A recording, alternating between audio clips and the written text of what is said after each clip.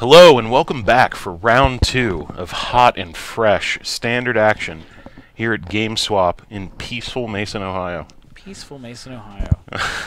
On the left, I'm running out, dude. I'm running out. Yeah. It's hard to come up with adjectives, you know? Adjectives are hard. Yeah. So on the left, we've got Mario Cribari with Bant Tempo, and on the right, we have Tony Mason with Mono Black Zombies. So we heard that Mario, who does our commentary on Friday nights, he beat a blue-red control player, which I find pretty impressive because we've watched Mario now pretty consistently over the weeks, and he's just playing creatures, you know? He's playing a lot of 3-mana creatures, and those seem susceptible to a Sweltering Suns at some point. Right. Well, he has updated his list. It is no longer straight blue-green. It is now Bant. And why not? One very important addition. Spell Queller? Indeed. And perhaps even Selfless Spirit. I was going to say, because Spell Queller seems a little weird because people generally saw that as being good against Marvel. Yeah, and he still opted good. not to. Still good. Well, you know, the list has been in development over the weeks for sure. Okay. Yeah, I don't know how long he'd been on it. I don't really know the guy that well. He's a cool dude, I guess. Yeah, he's just figuring it out, man. Trying to strike out on his own path. Oh, and he's got a Tameo, we are told. Yeah, all right, well. Sure. Live the dream. Yeah, if you can cast it, why not, right? Let's yeah. draw some cards or freeze some things. Yeah, you know, like, that is one card that when I saw it spoiled, I wanted to play it a whole bunch. And just kind of, it was in that Bant Company deck, and I never wanted to touch that pile. Right. Ugh. Yeah. When that card was spoiled, that was the first thing I thought of was, is it going to go in these Bant Company decks? And turned out to be a really strong sideboard card for the mirror match. Oh, yeah. In this matchup in which we can't attack into each other? Or like... Yeah. Let's freeze some things. So, Tony with a mulligan, you know. Down to 6, puts it on bottom. Looks Not on mono black. He's on black-white zombies, it looks like. Did Mario mulligan as well? I think he may have. Oh, well, okay. Or maybe just got a So, you know, gentleman's mulligan. With the turn 2 recruiter. Gonna do some recruiting. I don't think that's... Yeah, it's not mono black. It's white-black zombies, obviously. It's been updated now. So, I think at this point, if you have the 4 Relentless Dead, just play mono black zombies. Yeah. I mean, there's still some appeal, I guess, to having access to the 2-drop. And also Anguished Unmaking. If Wayward you really Servant is fine. It's never an amazing card, and yep, there it is. There it is, and we'll see what it does here. But I don't know if it's going to do a lot. Rattle Chain's coming out for 1 mana due to the upside on the flipped recruiter there. Yeah. Like something about Yeah, we're getting in for a lot. Where does Anguish Unmaking sit in the format without a Marvel around? Well, it kills Planeswalkers. Is that? We have never to return. Fair. Never is not an instant. Not an instant, sure. You know, I don't know how important that is, but yeah. I mean, when you're playing creatures, I mean, you've still had to hold up the mana, right? So yeah, flashing in the Rattle Chains again. Tony went in for a Grasp of Darkness on the Spirit, which is a little strange to me. I don't know why we're going to kind of grasp the 2/1 rather than 3/3. Because I guess we can block. Yeah, because that was his plan. And then we're going to... this guy. Right, so his plan was kill the flyer, block and kill the ground pounder. Yeah, so that's a little instant that will exile... target creature being blocked or blocked by a zombie. Yep. It's taking the creature out to consider its actions in showing aggression toward Nicole Balos's buddies. I guess, yeah. That was the flavor, you know. You're in timeout now. Think about what you did.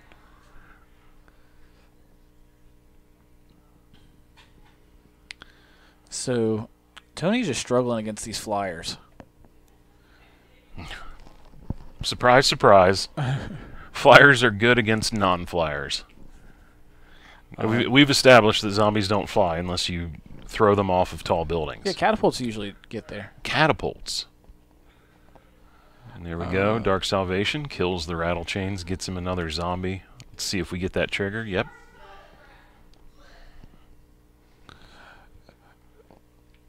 So Dark Salvation getting around hexproof even if Mario gave it? No, it wouldn't. It wouldn't? It makes the zombie first. Yeah. It doesn't fizzle the spell. No. But I mean, the creature. Yeah. The creature would be safe. Yes. Right. But it's not gonna. The hexproof won't fizzle the spell and stifle you making a zombie or something like that. Dr. Zivgo back again this week. Thanks for joining us. So Tony might be able to turn the corner here with these Wayward Servant triggers. You know. Yeah, looks like it. Mario very clearly lacking the white mana to cast some of those cards in his hand. Yeah, getting punished here for this decision. Also, a Virtuous Gearhawk in his hand, it appears. Not enough mana to cast that either. Oh, a little bit, yeah.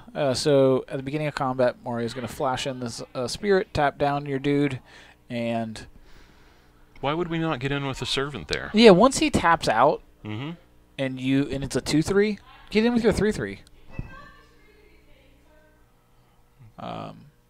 Now do we see a Virtuous Gearhawk? I guess Tony wanted to draw the card. Is Tony going to draw the card? I think he's going to draw the card. I want to see Tony draw all the cards. Well, I just don't know why we didn't get in with the Servant then if we weren't going to draw the cards. We should draw the cards. What card would we have drawn? We would have drawn a Plains. Mm-hmm. And then, oh man, what's that next card that we could have been drawing? Don't know. Might not find out. That's an 8/8 Trampler on the other side of the table. That's an 8/8 Trampler, but Tony's sitting there with at least 8 power on the board. Sure. 10 power, actually. Yeah, that's fine. Wrath you. Block my guy. Wrath you. Yeah, it's not really a Wrath. You could tap out to make a... there's actually some lines I feel like with the Shambling Vent that you could do that you could make out pretty well with it. Gain 3 life and... There was also a really important line during Mario's last instep of tapping 3 zombies and drawing a card. Yeah. We missed that one, so... Yeah. I'm not so worried about the Virtuous Gearhulk at this point.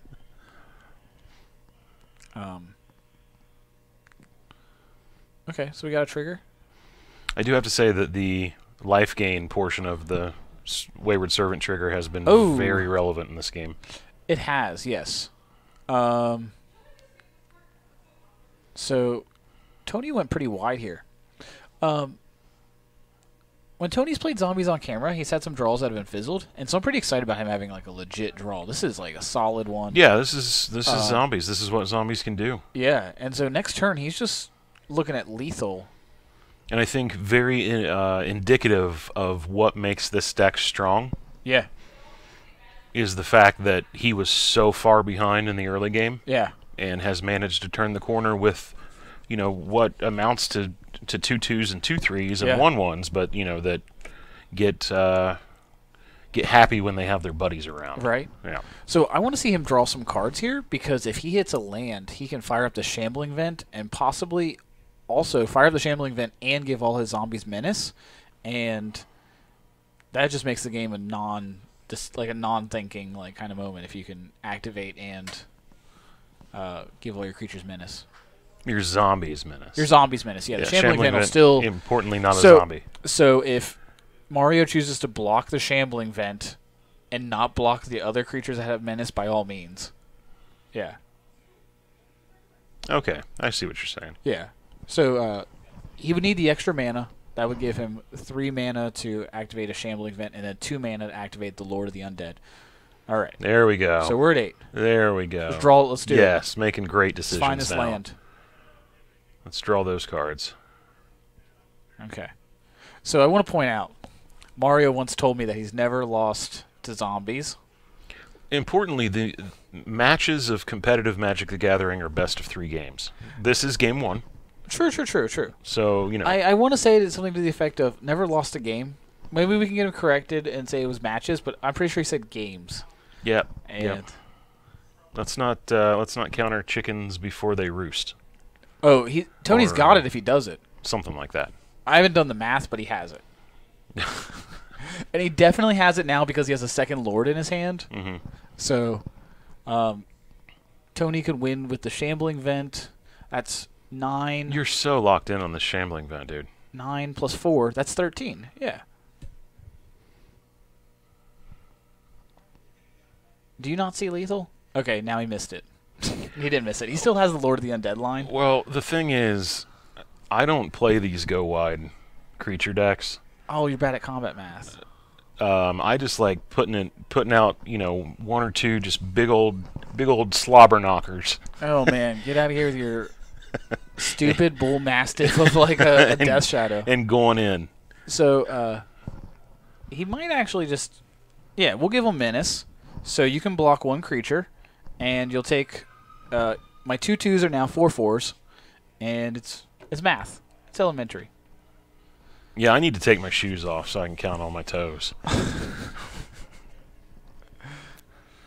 I just like swinging in with 1 12-12 beater, which I did do on stream this past Friday. Oh, that was a play. I don't want to hype you too much on stream, but this was a solid play of just ripping a Traverse the Ulvenwald and just seeing like checking the graveyard. I don't have all my shocks in the graveyard. Let's go find my fetch into a shock to get exactly to 1 life to swing for exactly 12 against my opponent at 12 life. Yeah. It was... You know, he did have 1 card in hand. I die real hard to Fatal Push there, but I had a real good feeling that he didn't have it. You know, sometimes you got the soul read and you got to do it. Yeah. But then I was beaten in the next game. Got smallpoxed out. Couldn't find another land to play my spells that I had in my hand. So by all means, let's go. You all should go fire up this match in which Jason lost. Hey, you know, it's a tough matchup. It really is. 8-rack, surprisingly good against Death Shadow.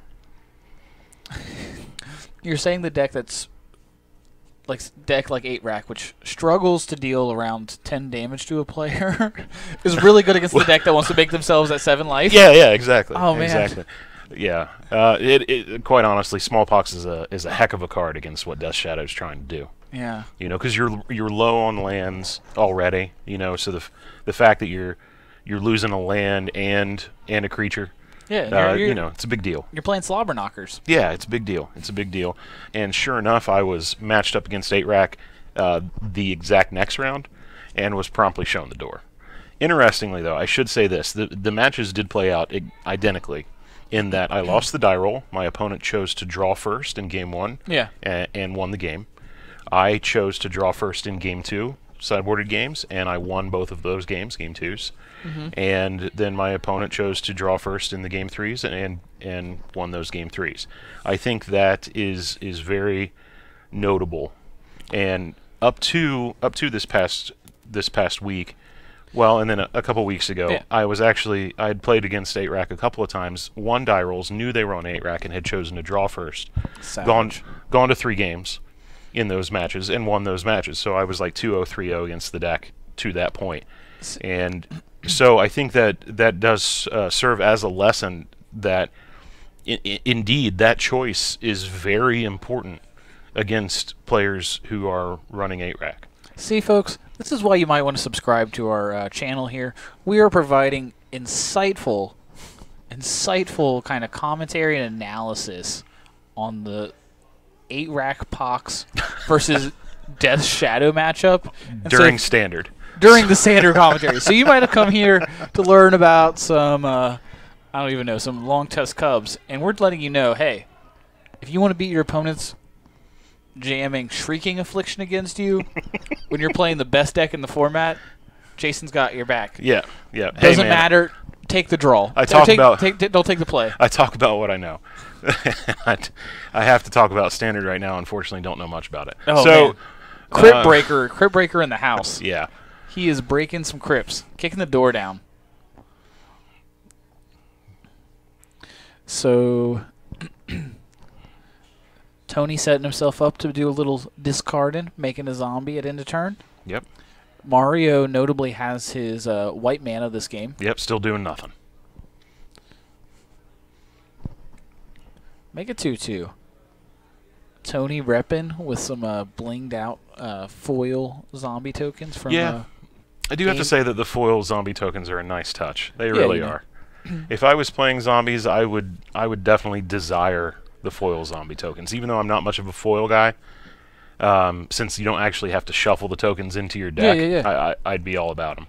They got Jerry a PT victory, so you can't really judge them too bad. Yeah, fair.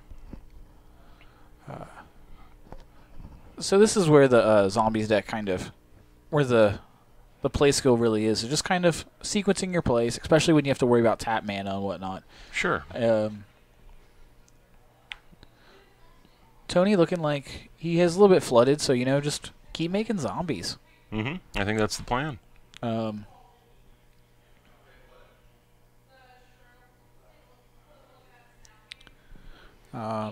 Not sure the logic behind that line. I'm not sure the logic, but I also think that Mario's playing a deck that you don't see every day, and so rather than possibly get your dude stifled in some way, just get it out there. He's tapped out. I'll make a dude. Yeah, I mean that Herald does share its ability. It's a friendly Herald. It's a friendly ghost, I should say. Boo, whoop. Okay. Right. So the thing is that Fatal Push can legally target any creature. The destroy effect only works against creatures with converted mana cost 2 or less, or converted mana cost 4 or less if you have Revolt. You can target an 8-drop with it if you want to. It's not going to do anything. Yeah. Right. For young Pyromancer purposes or something like that. And then Mario needs to tap a second mana for his. Yeah, he's still thinking he's got a flipped recruiter over there. Sure doesn't. Yeah. Yeah, that Rattle Chain should have cost 2 mana. Yeah. Okay. So I think we're all cleared up. Tony made a mistake, and then Mario made a mistake. Yep. And it basically worked out the same. Well, they had a gentleman's mulligan game 1. They had gentleman's mistakes. A gentleman's slip up, right there. Tony drawing a card in turn. I'm proud of him. God, it's I so almost good. want to run up there, give him a high five, pat him on the back.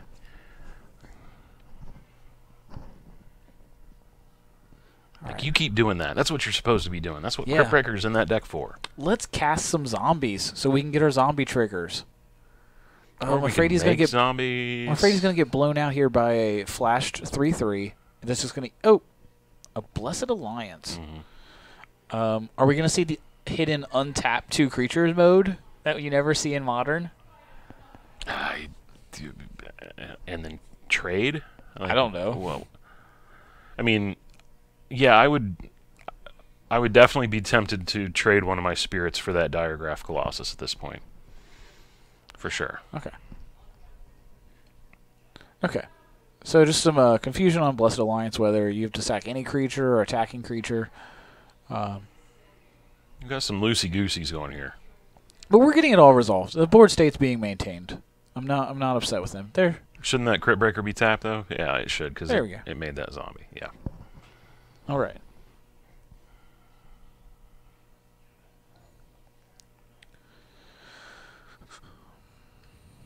Oh, man. So it looks like a Relentless Dead. We're going to get a Diregraph Colossus trigger. Don't go into combat first, Tony. And Mario is even eager to attack, to jam his flash creature before he attacks. Oh, he wants to tap him. Okay. Yeah, that is a spirit. Yeah, so the wolf guy is a spirit.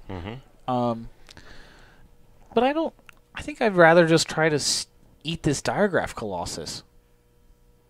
Is Tony going to miss his trigger? He missed his trigger. Oh, no. So then I guess if Tony misses the trigger, then it's not an end of the world not to eat. Oh, it's a 4/3, not just a 3/3. It just drives you up the wall to watch other zombies players, doesn't it? You just can't help yourself. I love this deck.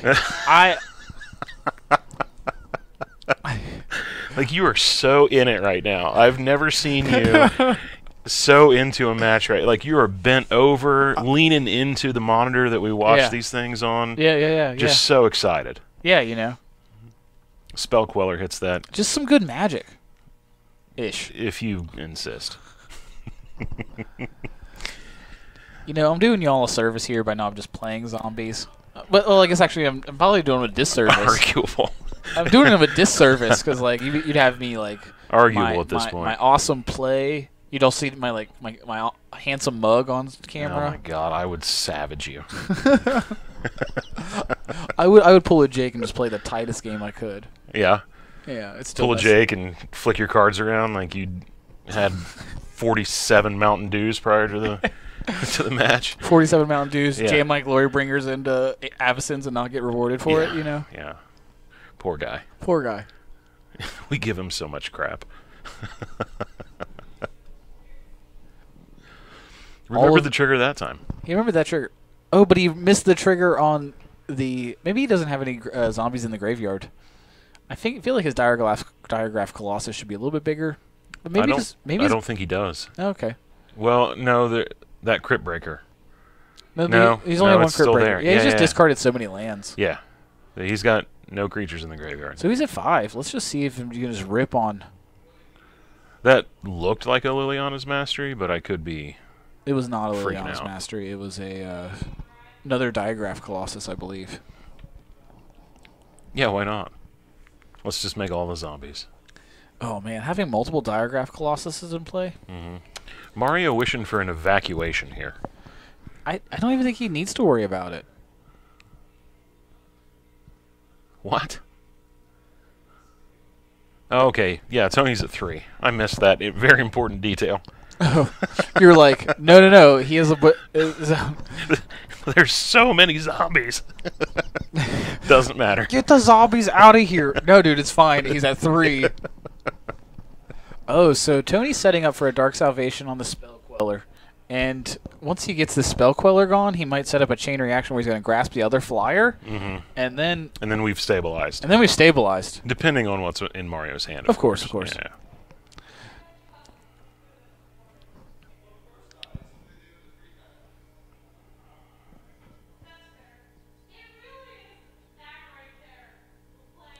So, the 1-drop on Tony's side of the board is Crypt Breaker, which he's been using to make some zombies. Okay. So, didn't quite set up the chain reaction that I'd hoped for with Spell Queller, snagging the Grasp of Darkness that came out from underneath the Spell Queller.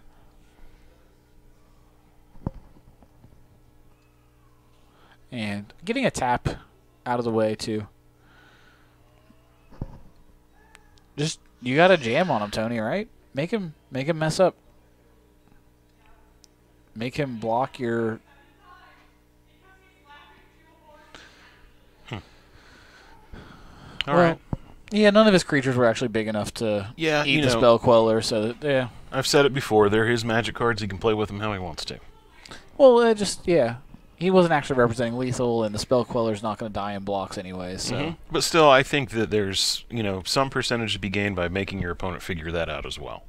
Yeah, maybe he just, hangs back and chooses, not to attack next turn even though he has lethal. I mean, I have definitely, in the past, convinced my opponent to make some non-optimal blocks in positions where I was pretty much dead. Definitely. That kept me in the game. That is a thing that has happened for sure. And one of the things that has helped me in selling those, and I'm not saying this happens often. I'm not saying that I run these sick bluffs on people all the time, that I'm some kind of Jedi master.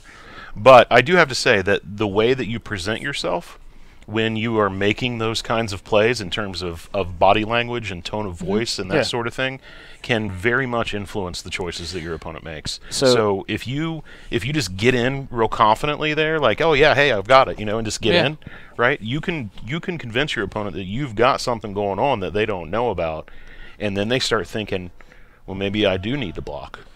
I very much try to play consistently. Mm-hmm. I don't like to think too much. I don't like to ponder too much. I like to just be consistent, but I never try to oversell anything either. So if I just kind of maintain a consistency, then there's no kind of exaggeration. You can't call me for trying to bluff you. Right, but see, I think that there are definitely times where you could break that consistency and gain percentage because people know that about you. And they're like, I don't know. Maybe I don't actually present myself the way I think I present myself. Well, that's fair. People are like, this guy's a fucking mess. Freaking mess. This is a family-friendly stream. The fact that doesn't happen more often, is just really luck at this point. So Tony's got the Wayward Servant again early on in turn 2. Mario with a Duskwatch Recruiter. Looking similar to how Game 1 started. See what Tony's got here. But Tony on the play he was on the play Game 1 as well, wasn't he? I don't remember. Yeah, it's been a long time ago. So Fatal Push. At least 20 minutes ago. Let's see some more action. Nope, no 2-drop. Ugh.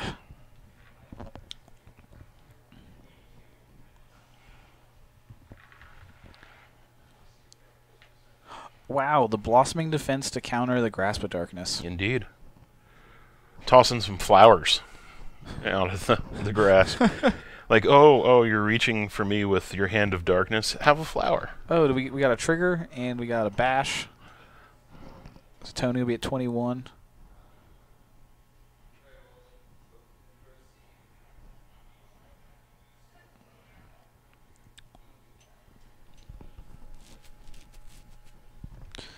Flipping that Duskwatch Recruiter. And once again demonstrating the downside to these smokeback sleeves. I tell you what, let's just go ahead and put a rule in the official rules of Magic that says do you have an axe to grind with if these? you play flip cards, you are not allowed to use these smokebacks. Wow. Do you have a problem with them when you're looking at them when you're playing against them, or just on stream? I just have a problem with them in general. I think I just think they're extraneous. I don't think they matter. Just play checklist cards. If you're that concerned about people being able to see your flip cards, just play checklist cards, or play with sleeves that you can't see through. There's that. Or just don't play bad flip cards. Our Avacyn's really good. Avacyn, Huntmaster, Delver of Secrets, before people figured out that Death Shadow is just a better Delver of Secrets. And this, the Recruiter is playable. Yeah. For sure. So, Tony with essentially 2 Zombie Lords out on play. This Diagraph Colossus acts a lot like a Lord. Oh, here's a Liliana's Mastery. Ba-bam. Ba-bam. Let's get some dudes here. Let's go wide. Man, that card is so unassuming. It's just kind of make some dudes, get a Glorious Anthem. Swinging for 4 here from Tony. What you gonna do? Flashing a creature, maybe? That's kind of the running theme of Mario's deck, right? That's why I said it. Okay, fair.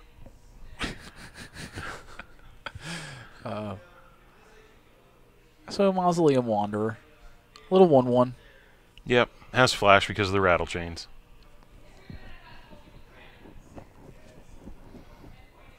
I think it's pretty much strictly on chump blocking duty at this point. Yeah, it's not going to trade. He's not going to cast 3 more zombies this turn and pump that Wanderer up. Or is he going? He's going for the double block. Okay, huh? yeah. Well, Is Tony have no cards in hand? Yeah, I guess so. Yeah, then that's fine. Sure.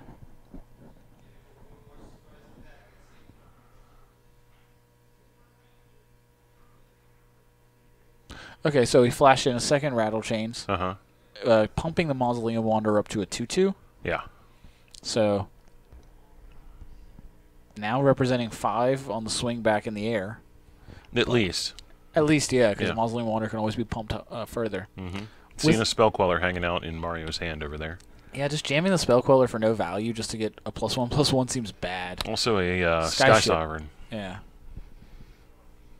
Sky Sovereign, Mothership of Doom, right? Yeah. Something like that. Sky Ship, the Boat of Bolts. Bolt Boat. Bolt Boat. It don't take long for that thing to just mow down a board. I had that in the very first Kaladesh draft I did. I had a Sky Sovereign. Did you win? Yeah. Yeah. Yeah. Yep.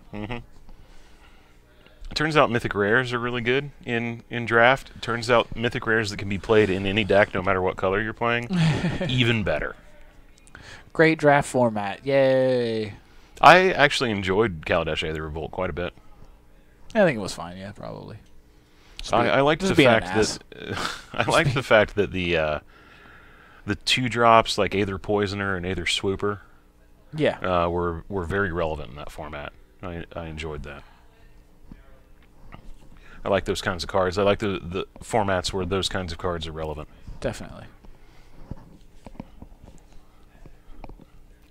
So Mario trying to jam a Spell Queller, pump his Mausoleum Wonder, and presumably probably going for the double block on the Lord. Tony just breaking it up with the Grasp of Darkness. Indeed. I think I'd probably like it after blocks. Try to let him go for the double block and then break up the double block. I don't think pushing for damage is all that great. Oh, well, Mario's at 3, so I guess, you do. Yeah, that's why he chose to do it. A little bit behind on that. I thought he was at 14. My mistake.